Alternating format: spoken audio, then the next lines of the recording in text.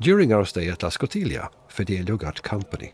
BMWs from the 1930s, a R6 and a R66, and a much younger R65. The guys were from Dresden, Germany, and drove the bikes like they had stolen them.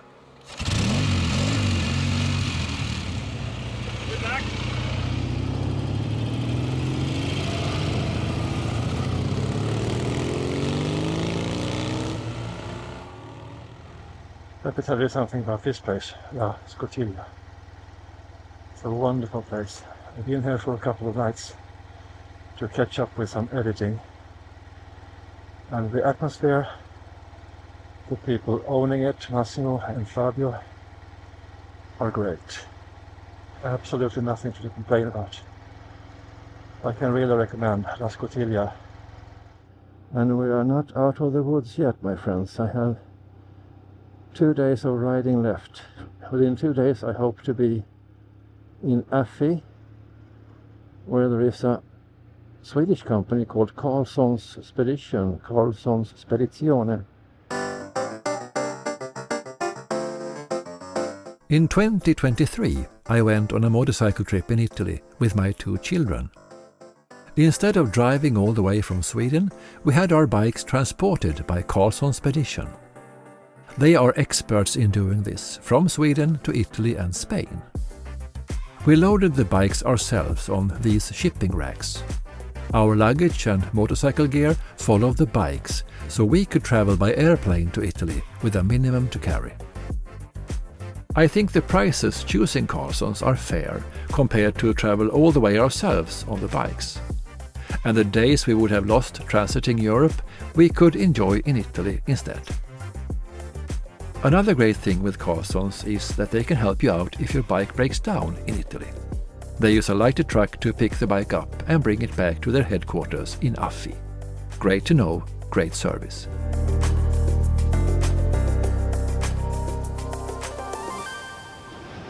I mean, this countryside is absolutely outstanding. I think a vintage motorcycle is one of the best ways to experience this countryside. I mean, I really enjoy this. These roads are going 60 kilometers an hour, so I mean, it's absolutely relaxing. A little problem along the way here. My power bank is not producing any more power to my telephone. But I'll start with try to change the cable. Nope. This huge power bank. This seems to charge it. This big one seems to charge the phone. The small one doesn't anymore. So, problem solved.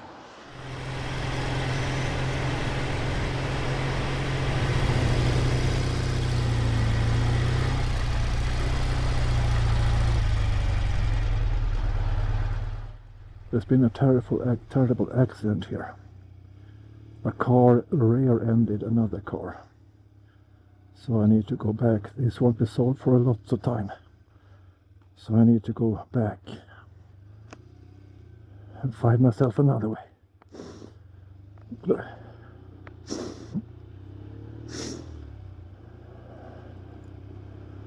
I talked to a lady living there,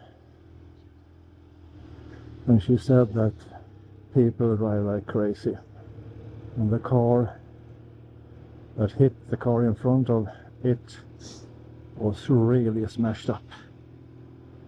Really smashed up, and I think there were people stuck in the cars, so there were people, medical personnel, assisting the ones sitting in the cars.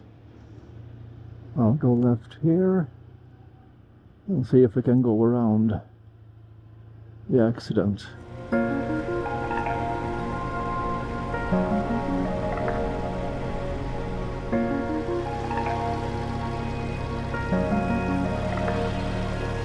Nice, extremely nice weather, warmer than usual, wonderful surroundings, wonderful landscape, some climbing but not too bad, So it's been a good day, I think. And we also got this harsh reminder of how dangerous the roads can be. Oh, we have to go. No, I can go there. Can I go there? No, I should go up there. Shit. No, that was strange. Did he look at his own place to stay for the night? Molto bene.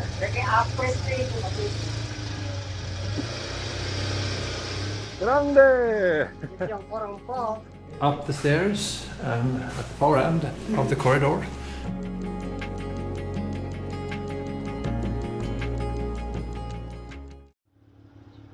We have a relatively short journey today. Should take me about 3 hours if I keep going, but I will stay and eat and all that. This might be, if everything works out, will be the last longer journey in Italy for now.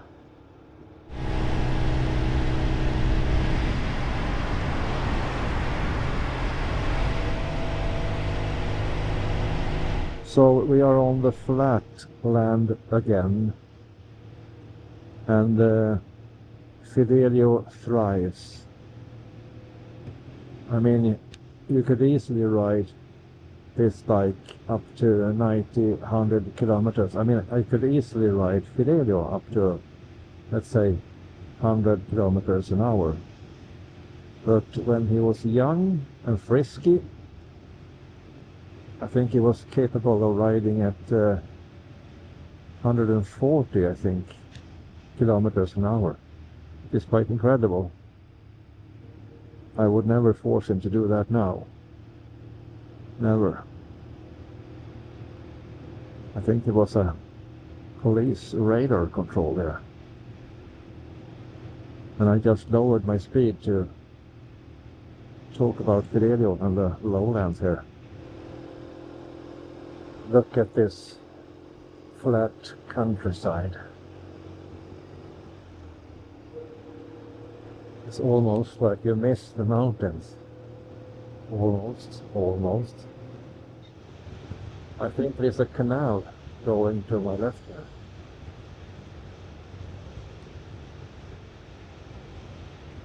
I have waved by a lot of cars in Italy.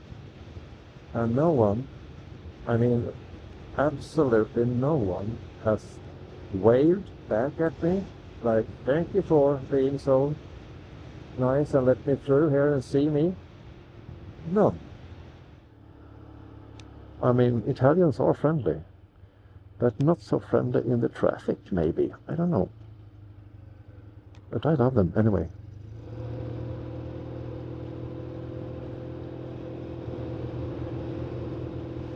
Another thing about Italy is that there is so many more smells here. So many more things your nose reacts to, like diesel exhausts from cars and lorries, smells from crops on the fields, industrial kind of smells. It's so much stronger. There are so many more than, for instance, in Sweden or any other country I have gone through on my way to Italy.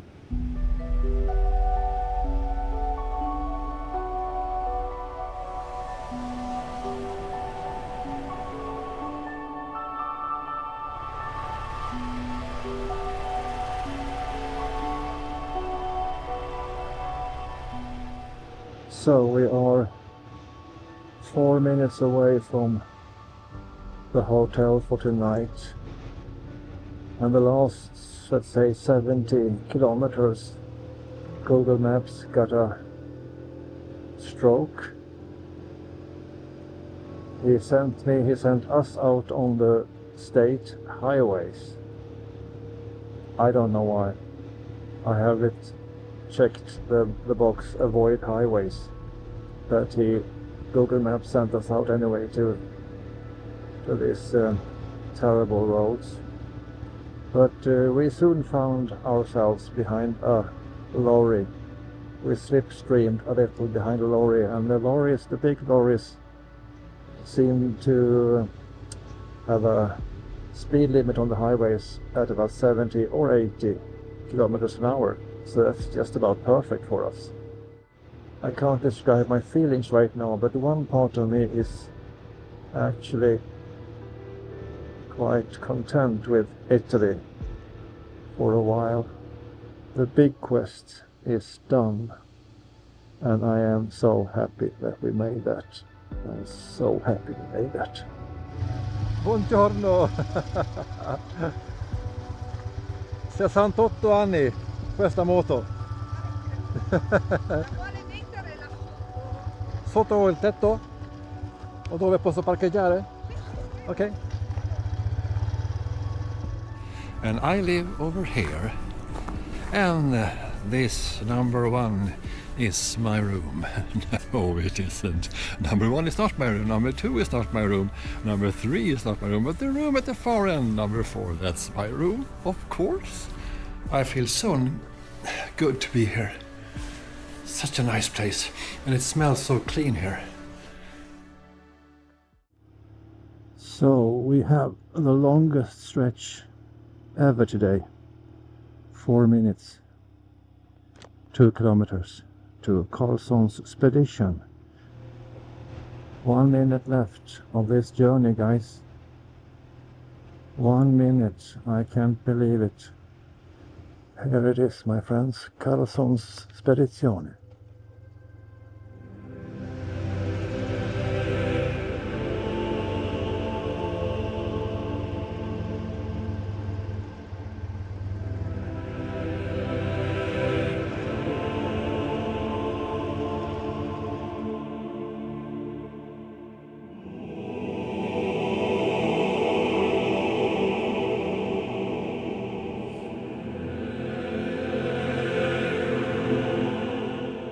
So this and many kicks took us all the way to Rome.